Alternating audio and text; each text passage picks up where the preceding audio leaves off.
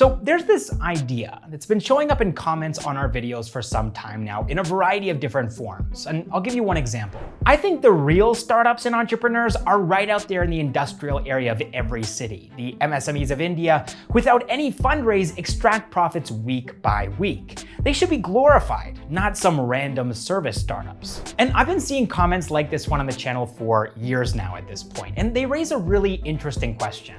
What even is a startup? What differentiates it from, say, an MSME, or alternatively, a big company? When does a startup start and stop being a startup? And we've never really drawn that line here at Backstage with Millionaires, but today I'm gonna try, coming up right after this.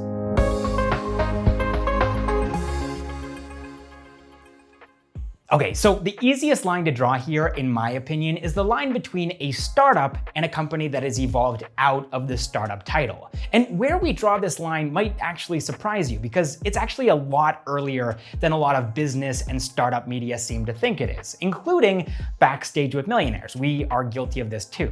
The editor-in-chief of TechCrunch, Alex Wilhelm, popularized the 50-100-500 rule. And according to this rule, if a startup has a $50 million revenue run rate, or if it has 100 or more employees, or if it's worth more than $500 million, then a startup needs to hang up their startup uniform and realize that they're just another company hunting for or actively avoiding an IPO. And one interesting byproduct of this rule is that it makes the term startup unicorn a misnomer. If you're a startup, you can't be a unicorn. And if you're a unicorn, you can't be a startup. Of course, Alex is just one voice here. He didn't invent the term startup. It's been around since the 70s and started to gain traction here in India in the early odds. For example, Deepinder Goyal, one of the co-founders of Zomato and a seasoned entrepreneur, disagrees with Alex's definition. He said this in an interview with Melt. Startup is more about the culture of an organization rather than the state of an organization. Like state is like whether you are profitable, how old are you, all those things. I mean, they don't really matter as long as you're still day zero in your head. So for Deepinder, everything boils down to culture. Even if you have more than 100 employees, or your ARR is upwards of $50 million, or you're valued at more than $500 million, you're still a startup if you behave and think like a startup.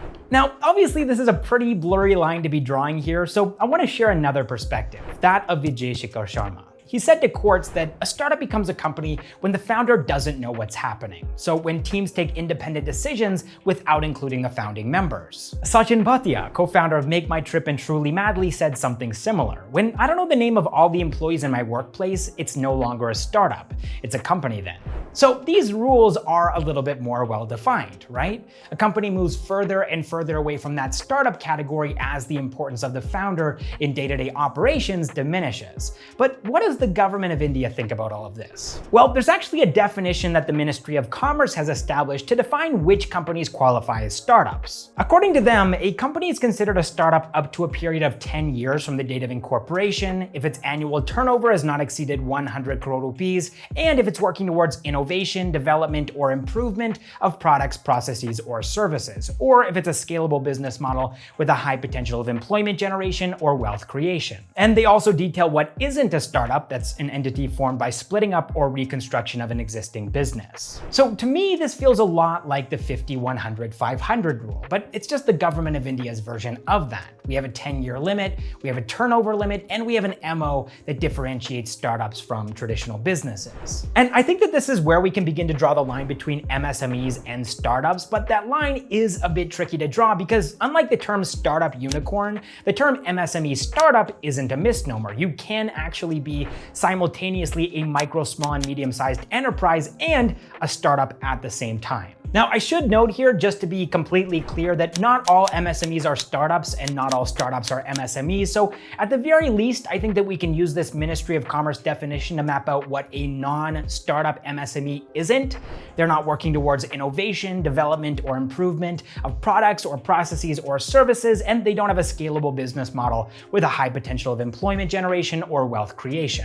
So now that we know what a non-startup MSME isn't, let's figure out what a non-startup MSME is. And lucky for us, the government of India has also defined this term, and there's even an MSME Act, so let's get into it. So first of all, whether you're considered a micro or a small or a medium-sized enterprise primarily comes down to how much you've invested in your enterprise. So in the case of a manufacturing enterprise, you're in the micro category if you've invested less than 25 lakh rupees into your production plant and machinery. Small is 25 lakh to 5 crore, and medium is 5 crore to 10 crore. Now, if you're not a manufacturing enterprise, let's say you're in services, for example, then those numbers are going to change to 10 lakh or less invested into equipment for a micro enterprise, 10 lakh to 2 crore rupees for a small enterprise, and 2 to 5 crore rupees for a medium enterprise. So basically the Venn diagram looks like this. On the left side in blue, we have MSMEs that aren't startups because they aren't working towards innovation, or they don't have a scalable business model that can employ a lot of people or generate a lot of wealth.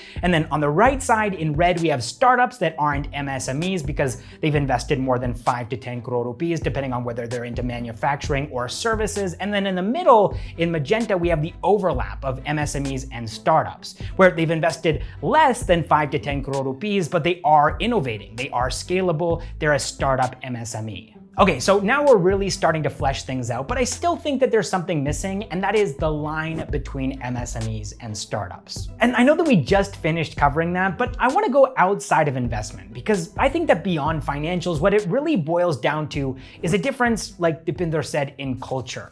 Startups have this grow fast mentality that is their defining characteristic. It's why rocket ships are often used as a symbol for startups. And the fuel for that rocket ship can be venture capital, or it can be revenue in the case of a bootstrap startup. But no matter what kind of fuel a rocket ship is burning through, rapid growth needs to be achieved, because VCs aren't going to fund a startup that they feel isn't growing quickly enough. And in the case of a bootstrap startup, well, you'll quickly be overtaken by VC-funded competition if you're not growing fast enough. Now, I would say that if we're comparing startups to rocket ships, then we can compare non-startup MSMEs to planes, because they don't have that grow fast mentality. They're more common than rocket ships, they are significantly safer than rocket ships, and that's because their fuel isn't as combustible.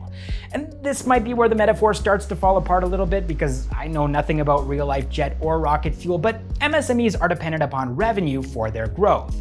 That's their jet fuel. How well their product or service sells dictates how quickly they're able to grow. And generally speaking, when it comes to non-startup MSMEs, that product or service isn't something new. They're not defining categories, they're not revolutionizing or disrupting industries, they're not pioneering. They're just doing what countless other MSMEs have done before them, and their success is largely defined by their stability. A healthy MSME grows incrementally for an extended period of time and generates profits which can be used to make the owner of the business more wealthy, or they can be set aside as a rainy day fund, or they can be given to employees as a bonus. Now, startups, on the other hand, are a completely different breed of business. Their takeoff is vertical. They are not aiming for the stratosphere like a plane. They want to blast right through that and reach the stars. And to do that, they either need to find product market fit quickly and then see a huge amount of market adoption in the case of a bootstrap startup, or alternatively, they combine that success in the market with venture capital to move even more quickly.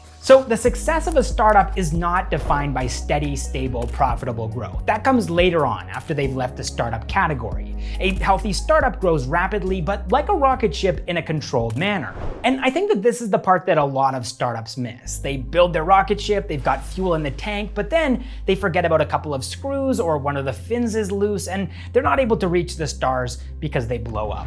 And this happens for a variety of different reasons. It can happen when there's a disagreement between founders, or when the investors stop funding the company and it's completely dependent upon external capital, not just for its growth, but its actual survival, or when the competition is too stiff, or when they realize that there just isn't enough demand for their product or service, no matter how many ads or cashbacks or discounts they throw at the market. And these are all problems that non-startup MSMEs don't really have to worry about as much, because they tend to have a well-defined, usually local customer base. Their source of growth is their revenue, which is probably going to be reliable outside of a global catastrophe or an economic crisis. And because their ambitions are smaller, they don't usually have to worry as much about competition, because they're not trying to serve an entire country or the world the way that a lot of startups do. A good comparison would be a bunch of elephants at a watering hole. There might not be enough water to go around, but if you put that same watering hole in front of a bunch of birds, they could spend years drinking from it and they'd still have plenty of water to go around. I'm gonna wrap this video up by coming full circle with you guys. Hot chips.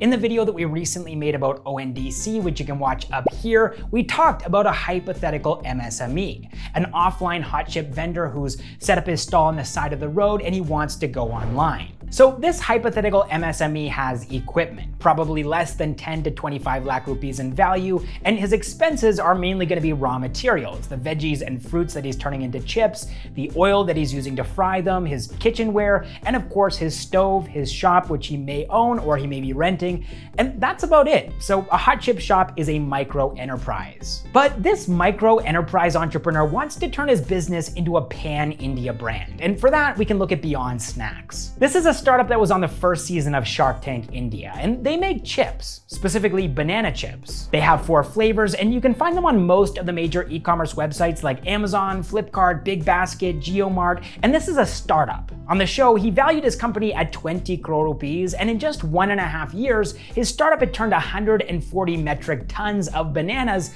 into chips. So that's called production at scale, and this is the rapid growth mentality that I was talking about earlier. Now, just to be clear, this isn't sponsored. We're not being paid by Beyond Snacks to say any of this stuff. I just thought that it was a cool story, and I like chips. So Manas Madhu, the company's founder, said that in the next 2 years, the company wants to go across India. They want to be a national startup valued at 100 crore rupees. Now, the way that they're going to be doing this is by focusing on their one core product, banana chips, which is a product that has only really been exclusively focused on by MSMEs, small local vendors. But Beyond Snacks is thinking bigger. They want to be to banana chips what Lay's is to potato chips. That's the startup mentality coming into play here.